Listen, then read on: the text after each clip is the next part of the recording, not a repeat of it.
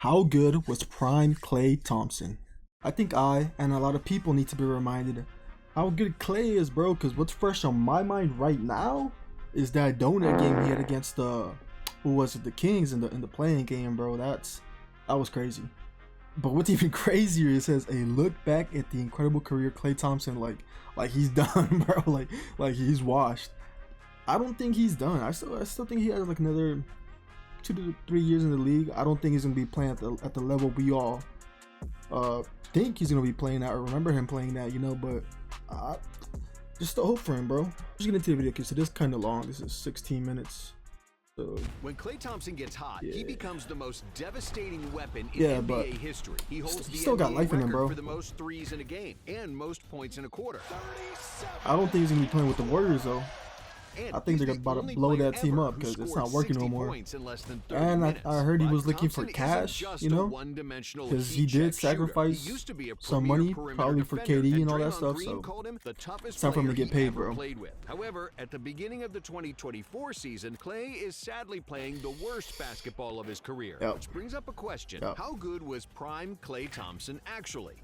Let's go down memory lane. By hitting the genetic lottery. His mom Julie was a track and field and story started by hitting the genetic lottery. His mom Julie was a track and field and volleyball star in college, and his father Michael was the first overall pick in the 1978 NBA draft. After dominating in high school together with his teammate Kevin Love, Klay had offers from major schools. Dominating in high school together with his teammate Kevin Love, Klay had offers from major schools such as Michigan and Notre Dame. However, he wasn't sold on them because they didn't guarantee him a starting spot. They were like childhood friends and they ended up schools, including battling it out in some of the most memorable finals. After practice finished, Klay Washington State, where he showed up to their gym in socks and sandals. After practice finished, Klay took the ball and started shooting from NBA range and left everybody with their jaws dropped to the floor. In sandals, with no warm-up whatsoever, Klay hit 26 threes in a row.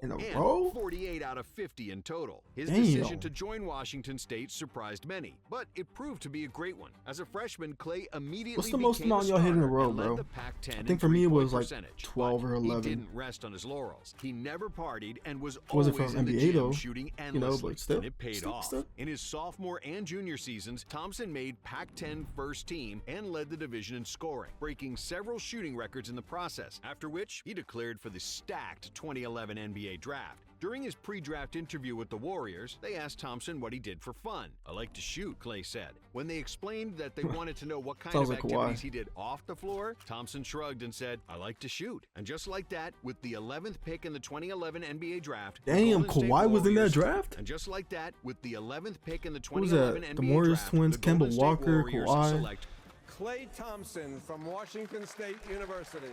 Thompson, who grew up in Southern California as a Los Angeles Lakers fan, wasn't exactly thrilled to join the Warriors because the franchise had just one playoff appearance over its last 18 seasons. But when the season started, Klay quickly gained the trust of coach Mark Jackson, thanks to his outside shooting and willingness to defend anybody. Back then, Klay was super quiet, just minded his own business, and didn't even speak to Steph Curry. I don't think me and Steph said a word to each other the first year. Not even to Steph? And Klay finished his rookie year with 12.5 points per game. That sounds like a story here from Jordan and Rodman who didn't even talk. The season was over. Thompson spent the whole summer in the gym, a month of which was just practicing defense. And in that same 2012 offseason, Golden State drafted Harrison Barnes and Draymond Green. Despite the shooting, youth of the bro. team He's like and the undefined most of the time he's guarding the best players, the Warriors improved tremendously, winning 47 games like the best and making the defender they have. playoffs. Steph was finally healthy. Bogut was patrolling in the middle, and Klay was the third leading scorer on the team behind Curry and David Lee. Thompson averaged 16 points and made over 200 threes in a season, with over 40% accuracy, a feat he would accomplish 7 more times in his career. Only 41 players in NBA history have done this, and only Curry achieved this feat more times. I guarantee you that shit's about to go up. In January 2013, after Thompson scored a season-high 32 points against the Cavaliers, Warriors coach Mark Jackson said that Klay and Steph were the best shooting duo in NBA history. Oh, they are the greatest shooting backcourt that's ever played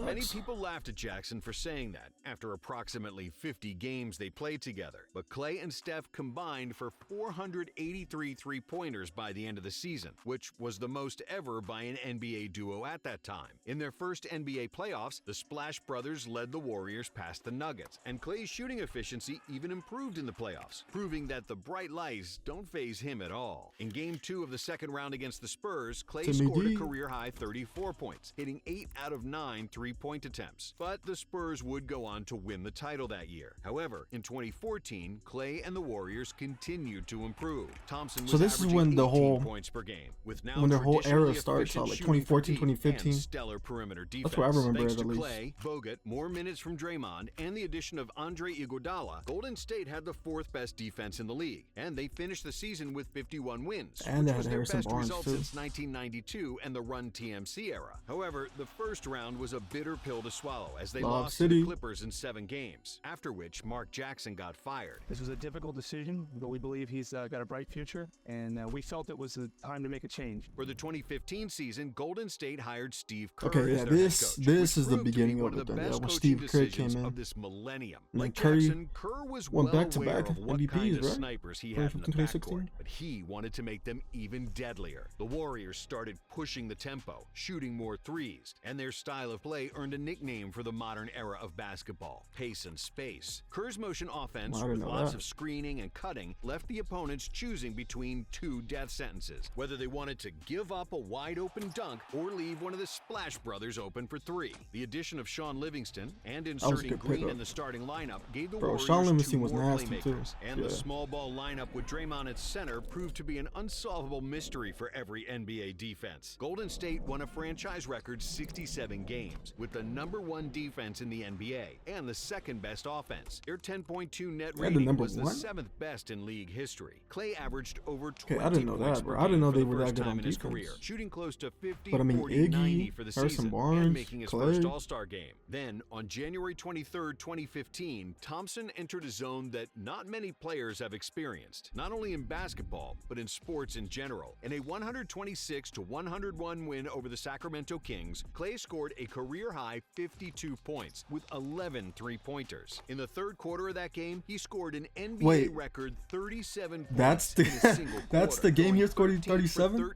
That's kind of ironic, bro, that it's against the Kings where, you know, he just had that 0-point game. It was the single biggest heat check in NBA history and resembled a video game more than real life. Nah, I remember Klay that, and though. That Steph shit was would once crazy. again break their record for threes in a season with a combined 525 threes. But still, they somehow weren't considered the title favorites. A style of play so reliant on shooting had never won a title, and many analysts believed that Golden State couldn't crazy, win the bro. title without a dominant post presence. Here we are like 10 years later, and now that's the meta. When you realize that pretty girl is dog, threes. you in for a long date. Until the Warriors proved everybody wrong. They breezed past their opponents in the West, reaching the NBA Finals and then winning the title against LeBron, ending the franchise's 40-year championship drought. Despite not having a great series in the finals, Klay averaged 19 points per game in the 2015 playoffs and was the 2nd best player on a title thought he team. would average But more, as always, honestly. he just kept getting better. In 2016, Thompson again improved his scoring average, his efficiency, and overall feel for the game. While he was always great at running off screens and hitting shots, he got much better at putting the ball on the floor, scoring off the dribble, posting up, and making plays for his teammates. Klay made another All-Star team and won the All-Star three-point shooting contest, but that was just the icing on the cake of a nearly perfect regular season. Like Klay, all of the Warriors' key players kept improving their individual game, and because of the continuity and familiarity the Warriors had with each other, they became an unstoppable force. The 2016 Warriors broke the record for wins in a season set by the 1996 Chicago Bulls, finishing the regular season with a 73-9 record. Golden State had the best offensive rating in NBA history that season, and that would have been the NBA the perfect season if they won major that shit. statistical categories. However, chasing the record took its toll, and the Dubs came into the playoffs tired. And when Steph Curry got injured in Game 2 of the first round, it smelled like trouble. He's going to have 2+ weeks of inactivity after only playing two halves of the first round series. But Klay stepped up and led the Warriors to a 4-1 series victory over the Rockets. Next up were the Blazers, who were looking to exploit Steph's absence. And once again, Klay put the team on his back, averaging 31 points in the series with unreal 50-50-90 shooting splits and leading the Dubs to another 4-1 victory. Thankfully, was he the primary? Well, he was a primary scorer, but like Durant and Westbrook were playing out. He was a primarily ball handler. 4 games, the best team ever was on the brink of elimination as the Thunder held a 3-1. Golden State managed to win I'm tripping. but in Game 6, it looked like they were going down. For much of the game, they were down by double digits, and it was largely because of Klay that they managed to keep their head above water. And then, in the fourth, Thompson entered another one of those mind-boggling heat checks, hitting 5 preposterously hard threes and dragging the Warriors to victory. Okay, then never mind. It is. This is the series where KD left and joined them next year, right? Game 6, Klay was born, and with momentum on their side, the Warriors also won Game 7 and made the finals again. Their finals opponent was the same, but this time Kevin Love and Kyrie Irving were healthy, which made the Cavs much more dangerous. But after 4 games, once the Dubs had a 3-1 lead, it seemed like nothing could stop. This was also the 3-1 year? Klay, who almost never talks trash, actually never talks in general, made a huge mistake and trash-talked LeBron in his post-game presser. People have feelings, and people's feelings get hurt, even if they're called a bad word. I guess his feelings just got hurt. Little did he know, he poked the wrong bear. That's crazy, bro. So they came back from a 3-1 deficit, and then in the finals, they did the opposite. Kyrie made one of the biggest shots in finals history. Just like that, the Warriors lost the title of what should have been a perfect season. However, that loss proved to be a blessing in disguise. That was a crazy year, it bro. allowed the Warriors to add Kevin Durant. If Golden State had won the title, KD wouldn't have that joined shit's still the crazy, two-time bro. champs, To this day, how they were able to do lost, that. They obviously needed him, and it was a perfect marriage. The 2017 Warriors were the best team ever. They won 67 games, bro. That shit's unfair. Their own record for the best offensive Shouldn't rating even be ever, allowed. and had the second best defense in the NBA, with Draymond winning Defensive Player of the Year. On offense, the Warriors had 2 league MVPs in their prime, and Klay Thompson, who was the best two-way guard in the NBA, and they were simply unbeatable. Even though some pundits believe that Klay should take a back seat for Durant, Klay was having none of it, and he actually posted the best scoring average of his career with 22.3 points per game.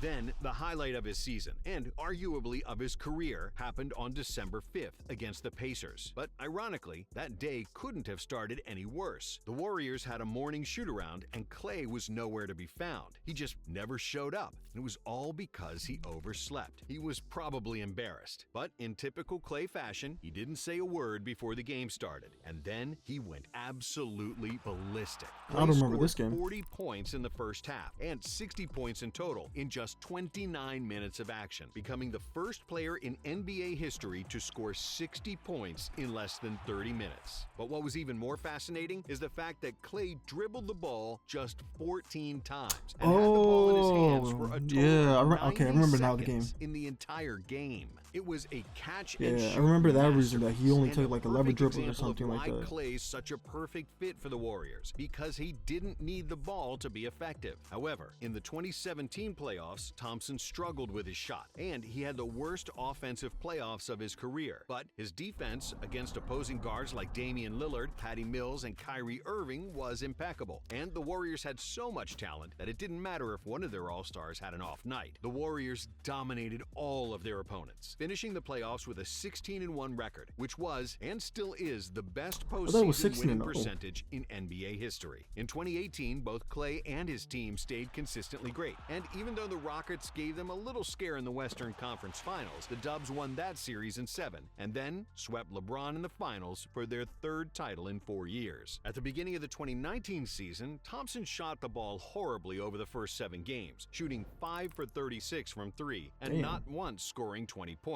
And then he had another explosion. Against the Bulls, Klay hit an NBA record 14 threes to break Curry's former mark of 13. Thompson scored 52 points in 27 minutes, while making 14 for 24 of his threes and shooting 18 for 29 overall. His 10 three-pointers in the first half tied the NBA record, and the Warriors' 17 threes in the first half set the NBA record for a half. On January 21st, Klay tied an NBA record by making his first 10 attempts from three-point range on his way to scoring 44 Damn, points in a 10 130-111 win over the Lakers. Thompson made his 5th consecutive All-Star game that year, but maybe even more importantly, he made the All-Defensive second team, something that he should have been honored with more than once. Yeah, the website definitely, B-Ball bro. Index gives players a matchup difficulty score from 1 to 100, with 100 signifying the toughest defensive assignments. Thompson's score never ranked I think he's probably the greatest 92.6, 3-and-D player meaning of all that time. He guarded the best opposing player pretty much every night. His 6'7", 220-pound frame and long wingspan bothers smaller players, especially because Klay was always willing to do the dirty work on defense. Over the years, Thompson has also become adept at understanding players' tendencies and anticipating their next move. And because he's arguably the most conditioned player in the league, with about 2.5 miles covered each game, he'd never get tired, which made it a long night for whoever he's defending. In his first 8 seasons in the NBA, Klay was arguably the most durable player in the league, missing just 25 games over that 8-year span. But then, the Warriors made another finals. Klay went to the NBA. Klay was arguably the most durable player in the league, missing just 25 games over that 8-year span. He only missed 25 games in 8 years. Finals, Klay went down in Game 6 with the torn I had no ACL, idea. and because he was Klay, a borderline crazy competitor, he actually wanted to go back in the game and play with half a knee. However, unfortunately for Klay, he was forced to miss a whole season. Then, just when he was getting ready to return, he was forced to miss another one. This time, he tore his Achilles, meaning that he suffered the worst injuries in basketball. I forgot he had them like back to back, bro. And we gotta talk about that. Like that has to be acknowledged, bro. Because suffering that first one's already tough, right? And you sit out for a year, and when you're injured, like that whole time, it's just doubting your head. You know, it's like, will I ever be the same? Can I even come back? And then just the day-to-day of, you know, recovering is tough enough, bro. And then having to do that twice, that's tough, bro. That has to be acknowledged. That's in a span of 60 I can imagine. I probably wouldn't have been able to go through that shit, to be honest, bro. After 941 days without NBA basketball, Klay finally returned to action on January 8th, 2022. There's a mental fortitude you have to have for some shit like that. Scoring 17 points against the Cavs. And even though his mobility, explosiveness, and defensive output definitely weren't up to par with his best, Klay was still a knockdown shooter. He averaged 20 points per game in the regular season and then 19 in the playoffs, helping the Warriors win another NBA title and etching his name. Wait, so they wanted the same year he came back? That's cold. But computes his mission in his head. The Terminator's mission is to kill John Connor. Klay's mission is to win games. Warriors GM Bob Myers. When we're talking about Klay's legacy, we can safely say that he was one of the best catch-and-shoot players in history, if not the best. Thompson has led the NBA in catch-and-shoot points each year since 2014, and he scored 1.25 points per possession when shooting threes. Yeah, I can agree with him being the best catch-and-shoot player of all time. Of LeBron James shooting also, he could be the best 3-and-D player of all time, bro. Like Klay without the ball, and he can easily be compared to Ray Allen, Reggie Miller, and Rip Hamilton, all of whom Thompson studied to get better at his craft. But with more size, lateral quickness, and longer wingspan, Prime Klay was a better defender than all of them. And even more importantly, he was a more efficient shooter. So Klay's resume has eclipsed those of his mentors, meaning that he's the greatest off-ball shooter ever, and probably the second greatest shooter of all time. Yep. And if you want to see other breakdowns of we definitely gotta legendary watch that NBA video, players, bro. don't forget to subscribe and keep watching Prime nonstop. Westbrook was crazy, bro. We definitely gotta watch that video. It's crazy though that watching this, it seems like he's like that's over with, like his career's over with, you know. And like I said, I think he still has like a good 2 to 3 years in the league. Obviously, it's not gonna be to the same level or anywhere near the level that he was in this video. But that's crazy, bro, because like those Golden State Finals runs, like it still feels like so recent, you know. And now to be talking like that, like it's over and Klay's, you know, done and all that stuff, bro. I don't know. It kind of feels surreal, you know what I mean? But yeah, he has been kind of on like a steady decline over the years. I don't know if it's because of him, but like his play style was not really, you know, a play style that age really impacts, you know, except for all the running. Maybe he gets more tired and stuff like that. But besides that, like, it's, you know, his game is like kind of built to last. But I'm interested to see what happens, you know, this year. Like I said, I don't think the Warriors core is gonna be together no more. I think they're gonna blow their team up because it's not working no more, bro. And they can't keep paying them, you know, all that money. So, and if I had to pick somebody who I think would be traded, it would be Klay, bro, because Curry's still Curry, and Draymond's like the glue of that team, you know. So I don't think they'll get rid of him. So yeah, y'all let me know what you guys thought of this video. What do you guys think about Klay? You guys think he's like completely washed now? And yeah, I mean, that's all I gotta say. I'll see you guys in the next one. Peace.